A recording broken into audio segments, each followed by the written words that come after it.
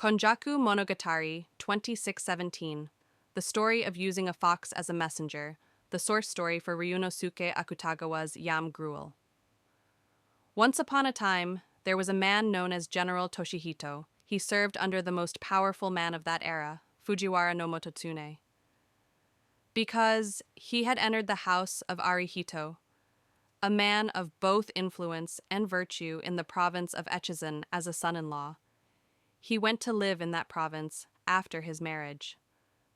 One year, a New Year's celebration was held at his master Mototsune's mansion.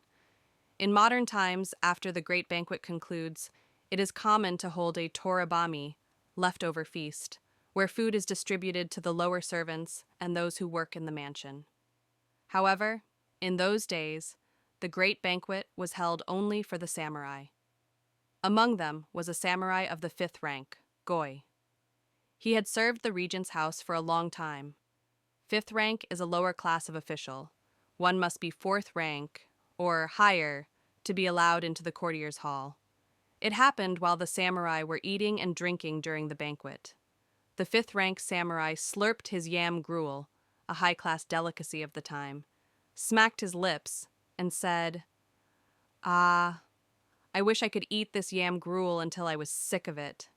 Hearing this, Toshihito asked, "Master, have you never eaten enough to be satisfied?" The 5th rank samurai replied, "No, I never have." Toshihito said, "In that case, let us see to it that you eat until you are sick of it." The 5th rank samurai replied, "That would be a truly happy thing." The 5th rank samurai lived in a room granted to him within the regent's Mototsune's compound. 4 or 5 days later, Toshihito came to that room and said, "Master, please come with me. There is a fine hot spring in Higashiyama." The 5th rank samurai answered, "That sounds wonderful. My body has been itchy lately, and I haven't been able to sleep well. However, I do not possess a mount." Toshihito said, "I will prepare a horse for you." The 5th rank samurai was overjoyed. He wore 2 layers of thin cotton robes, donned a pair of bluish-gray sashinuki trousers with torn hems, and wore a karaginu hunting robe of the same color that drooped slightly at the shoulders. He wore no under-trousers beneath. He was a man with a high nose, but the tip was red and the nostrils were slightly moist, likely because he did not wipe his nose. The back of his hunting robe was pulled askew by his sash, but he made no attempt to fix it, presenting quite a ridiculous appearance. With the 5th rank samurai in the lead, the horses headed out toward the Kamo River bank. The 5th rank samurai did not have a single child attendant with him. Toshihito, too, was accompanied only by 1 chodo, weapon bearer, and 1 tonari, groom. Before long, the horses passed the riverbank and reached Awataguchi. When the 5th rank samurai asked, "Where is it?" Toshihito replied, "Just a little further." By the time they passed Yamashina, the 5th rank samurai said, "You said it was close, yet we have already passed Yamashina." Toshihito said, "It is just soon." Passing Sekiyama, they arrived at a monk's quarters at Miidera Temple in Otsu City, Shiga Prefecture, where Toshihito had an acquaintance. Miidera Temple, Otsu City, Shiga Prefecture. The 5th rank samurai thought, "Is the hot spring here?" It was outrageously far. A monk greeted them saying, "You are most welcome," and offered hospitality. However, there did not appear to be any hot spring. The 5th rank samurai asked, "Where is the hot spring?" Toshihito answered, "Actually, I intend to take you to Tsuruga City, Fukui Prefecture, facing the Sea of Japan." The 5th rank samurai said, "You say the most outrageous things. If I had known this in Kyoto, I would have brought servants. I have brought no attendants at all. How do you propose we go to such a distant place?" This is a terrifying situation. Laughing, Toshihito said, "With me alone, it is the same as having 1,000 men." And indeed, it was exactly so. After eating, they departed. Toshihito now carried a koroku, a quiver for arrows, on his back. When they reached the shores of Mitsu, a fox appeared. Upon seeing it, Toshihito said, "A perfect messenger has appeared." Toshihito charged at it. The fox managed to flee, but it was chased down and could not escape. Toshihito slipped under the belly of his horse, grabbed the fox by its hind legs, and lifted it up. Toshihito's horse did not look like a particularly fine steed, yet it was incredibly fast. It did not let the fox escape at all. Dangling the captured fox, Toshihito said, "Fox, go to Toshihito's house in Suruga tonight and tell the household. He is suddenly returning with a guest. Bring 2 saddled horses to the vicinity of Takashima by the hour of the snake, 10 a.m. tomorrow. If you can get away without delivering this message, then try it. You foxes have mastered the art of transformation, have you not? You must go and deliver this message within today." Watching this, the 5th-rank samurai said, "That is quite a messenger you have there." Toshihito replied, "Just watch, it cannot help but go." The fox ran off, looking back at them many times as it went. They stayed the night on the road. The next morning, they departed early. Around the hour of the snake, 10 a.m., a group was approaching about 20 or 30. 2 to 3 kilometers ahead. As they watched, wondering who it was, Toshihito said, "Yesterday's fox must have delivered the message. My retainers have come to welcome us." While the 5th-rank samurai was saying, "Surely not," the group approached and scrambled off their horses. "See, they came." Smiling, Toshihito asked them, "Well, are the horses ready?" "We have 2 head."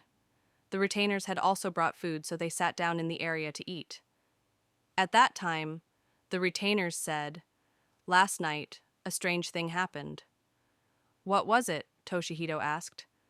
"Last night, at the hour of the dog, around 8 p.m., the mistress suddenly felt a pain in her chest. We wondered what was wrong, and she spoke like this. 'I am a fox. Today at noon, at the beach of Mitsu, I met the master as he was coming down from Kyoto. I tried to run, but I could not, and I was captured.' Then the master said to me, 'Tell the retainers, I am suddenly returning with a guest. Bring 2 saddled horses to meet us around Takashima by the hour of the snake tomorrow. If you do not deliver this message within today, I will suffer greatly. Retainers, please depart immediately. If you are late, I will be made to suffer a painful experience.' The mistress made such a fuss saying this. The great lord, Toshihito's father, said, 'That is an easy task,' and summoned the retainers. Upon doing so, the mistress recovered instantly. After that, we departed at the first crow of the rooster. Hearing this, Toshihito smiled and exchanged a glance with the 5th-rank samurai. The 5th-rank samurai could only be amazed. They arrived at Toshihito's house around dusk. See that? It was true, what the fox said, wasn't it? The household was in an uproar. The 5th-rank samurai dismounted and looked at the house. It was incomparably wealthy. He put on Toshihito's nightclothes over the 2 robes he had worn from the start, but since he was still terribly cold, he had a long brazier brought in with fire and had many tatami mats laid out. The sweets and food arranged for him were incredibly luxurious. Saying, "You must have been cold on the journey," they had him wear 3 layers of thick padded clothes in a glossy silk color, neri iro. He felt a very blissful sensation. Late at night, the father-in-law Arihito came to see Toshihito and the 5th-rank samurai and asked, "Why have you come down from Kyoto so suddenly? Furthermore, a very strange messenger arrived. My wife suddenly fell ill. I was worried." Toshihito smiled. "I thought I would test if it could serve as a messenger, so I ordered it to do so. It seems it actually came and delivered the message."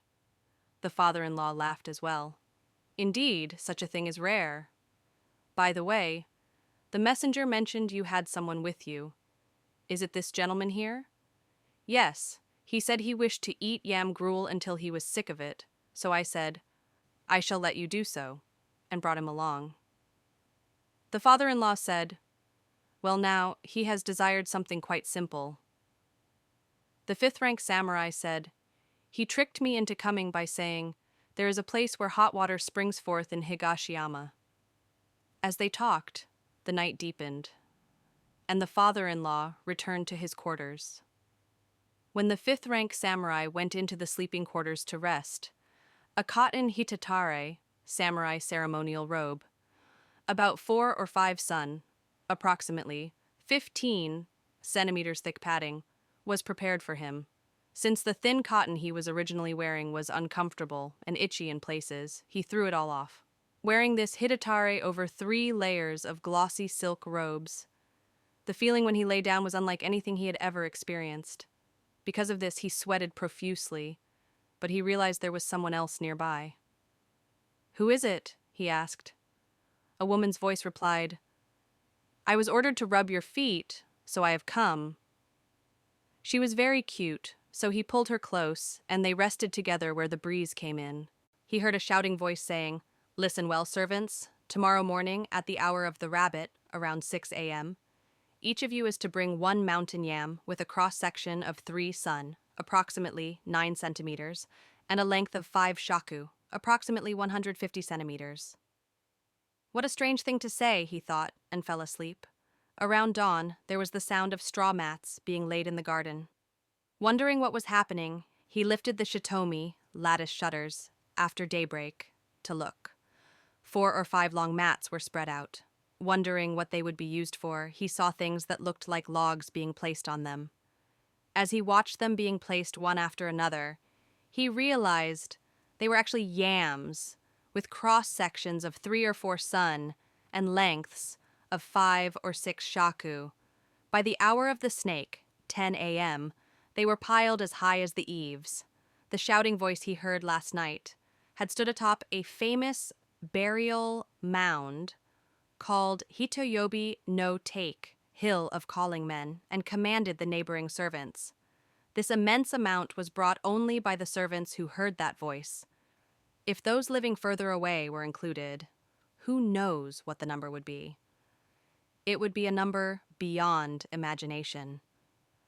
Thinking, this is outrageous, he watched as they brought 5 or 6 cauldrons with a capacity of 5 koku, approximately 900 liters, drove stakes into the ground, and set the cauldrons up. Wondering, what are they doing? He saw young maidservants, wearing white cloth robes called ao tied with sashes, bringing fresh white buckets filled with water. They are putting water in the cauldrons. Are they boiling water? What looked like water was actually mycin, a sweet syrup made from decocted ivy sap, very precious. Furthermore, more than 10 young men took long, thin knives from their sleeves and began peeling the yams and slicing them directly into the pots. Ah, they are making yam gruel. The moment he thought this, he lost the desire to eat. He felt completely fed up. Eventually, a voice announced, Bokandaringchi diris. Fai the ringchi, the yam gruel sao, iziringchi, rearing ziri. When he had them bring it, they poured 3 or 4 scoops into a large clay vessel, big enough to hold a silver hisaj, mari, sake vessel of 1 to approximately 18 liters, and brought it to him. He did not feel like touching his chopsticks to it at all. When he said, I am already full, everyone burst into laughter. They said things like, thanks to our guest, everyone can eat yam gruel. At that moment, Toshihito spotted a fox on the eaves of the house across the way. Look, yesterday's fox has come. He further ordered, feed the yam gruel to that one. The fox ate its fill and then left. The 5th-rank samurai stayed for about a month, and everything was nothing but enjoyable. He was given many kiyosemi outfits to wear when attending court. Additionally, textiles of twill, silk, and cotton were placed in wicker trunks and handed to him. Of course, he was given my rasi when he was given mine reader and the stacks. Nain rekenties of mine teeth and that goes in these backs as him lines. Since these were loaded onto saddled horses and even oxen for transport, when he returned to Kyoto, the 5th-rank samurai was extremely wealthy. It is handed down that for those who have served for many years, and are regarded with some respect by others, things like this naturally happen.